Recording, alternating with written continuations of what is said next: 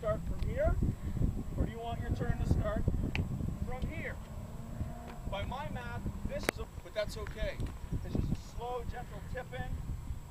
A good reference mark, the end of this curve where the triangle is, if you basically follow this off, you're going to be pointed in the right direction. But if I see cars turning in from where my golf cart is, then that's too early. You're not going to get any of the benefits of opening up this radius. Does this make sense? It's a little bit unconventional. Try it. If you come here and watch the top 3 or 4 guys of any top pro series, they're going to be kicking up the grass right there. This won't exist by the end of a proper race weekend here. Because guys like me live on this, and that's where we find a couple of tenths between the braking zone and the top of turn 2 there. Especially if you're in a car that's flat out through the kink, then man, that straightaway starts right here, doesn't it? So every quarter of a mile per hour you can gain by opening up this radius, that's money, isn't it? So in a lower horsepower car that you don't have to lift for the kink, think about that. Every half a mile per hour you can find anywhere makes a big difference. Corner 2.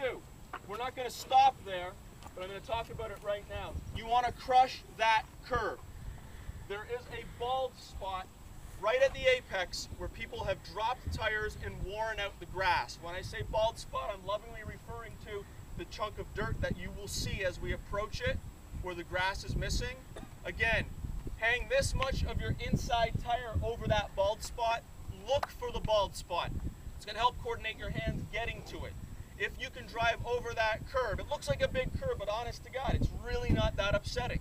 You'd be amazed how many people I drive go like this as I'm about to hit it, and then go, oh geez, we didn't feel a thing. Especially if you're loaded. Your inside tires aren't really doing much there. There's no pressure to rock the car. You can cut that curve. That curve upsets you less than the turn 1 curve does. Imagine that.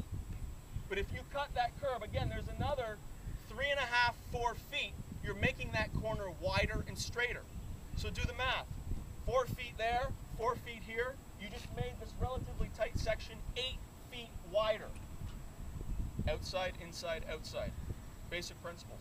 Give it a try. Highly encourage you. So let's get back in.